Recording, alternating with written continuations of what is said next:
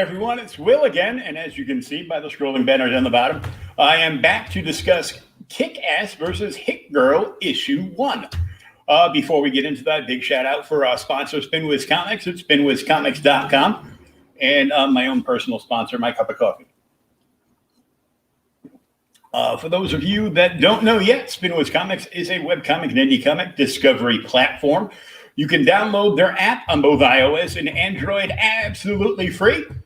And it's loaded with free comics to read, both webcomics and indie comics. There are over 86 independent publishers and well over 400 plus issues available to read. There is new content added on a weekly basis. Go check it out for yourself. Download the app, give them a nice 5-star review. And this is what it could look like on your mobile device.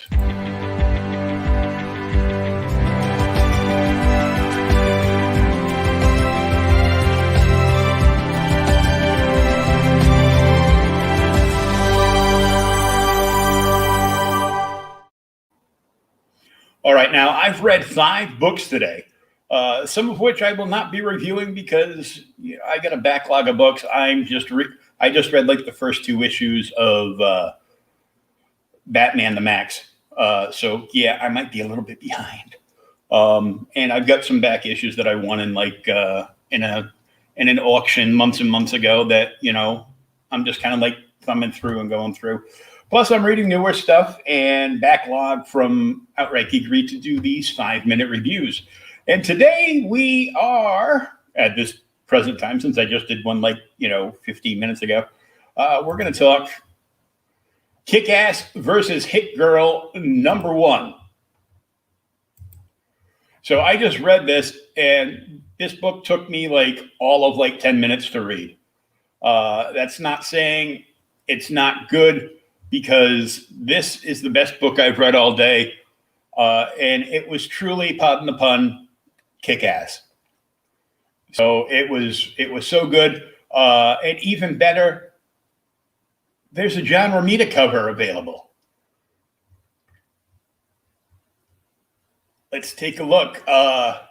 Steve Niles wrote this from, the guy 30 Days to Night. Yeah, him. Art was Marcelo Fruzen. Colorist was Sonny Go. John Workman was the letterer. Design and production was Melina Mikulik. Editor was Rachel Fulton. And the cover artists, this is the A and B cover. I'm pretty sure that's all they have on this, but I don't know for sure, so check for yourself. John Romita Jr. with Peter Stigawald did the cover that we showed you. And then Matteo Scalera, Andre Lima Aroju with Chris O'Halloran did cover B. I don't know what that looks like, but just from those names, I know it's going to be brilliant. So we're only going to show a couple of pages because that's all they show in previews when you get these. They show you up to 3 to 5 pages. So this is Kick-Ass, and I have to admit that Kick-Ass looks pretty hot, and it's the first time I've seen the female Kick-Ass. The last piece of Kick-Ass I was involved in doing was watching the movie with, the dude. And now he's gone. I have no idea what happened, so I really need to stop buying all of Mark Millar's trades from Millar World and reading this so I can get caught up. But she is a kick-ass character. So this opens up. She's getting ready. She's, remarking how today is going to suck. I'm going to stop at the next page. And it's going to suck because the fam is heading to a funeral. Those are all the pages I'm going to show you. Sorry. Hopefully I don't get flagged for those pages. I'm sure I won't. I don't think anybody minds, as long as all you're doing is showing images from the first couple of pages that, I could see and bring up out of the Diamond catalog or something. So she's decided she's going to tear the whole thing down.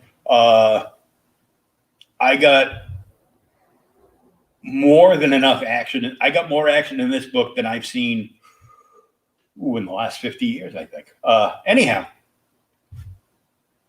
it was a great book. They're going to her brother-in-law's funeral. And if you've been reading prior to this, you know that she killed her brother-in-law. So I don't know that whole story, so I had to go back and read that. But they go to the funeral, and apparently they've been hit. Her and other former members of a cartel have been hitting the cartel, burning their drug stashes, keeping some of the cash and giving away the rest to, help victims and what have you. She does that with her sister in this issue. Sorry, spoiler. And I mean, we see like a good half of the issue is the interaction with Kick-Ass. And then towards the end, like the last third is, and it comes back out of this, but there's like kind of like a hit girl interlude where she's doing what she does best. And woo! Just imagine if DC unleashed Damian Wayne to his full real world potential. He would be Hit Boy, because it's just crazy. I gave this book 5 out of 5 stars. It is the best thing I've read all week.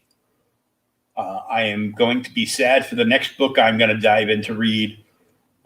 Just hoping that it's even if it's halfway as good as this issue with Kick-Ass versus Hit Girl was, at least it'll be somewhat enjoyable. That's all I got time for right now. I gotta dive back into the comic stack and read some more and do some more of these, and hopefully you will check us out later on tonight. I have Rich Davis, the creator of Cult of Dracula, with breaking news about his indie series, and he'll be on Creators Outlet tonight, 8 p.m. Eastern Standard Time. I will be sidekicking, a.k.a. co-host, from 6 to midnight this coming Saturday for CromCon over on the Comic Book Madness on both Facebook and YouTube. When I am on, I will share the live link for that on the Outright Geekery channel, so you guys can check out this virtual con. You can also look for the Comic Book Madness on Facebook and request to join the page, especially if you love indie comics. That is like a super duper page for you. Until next time, this is Will. Peace.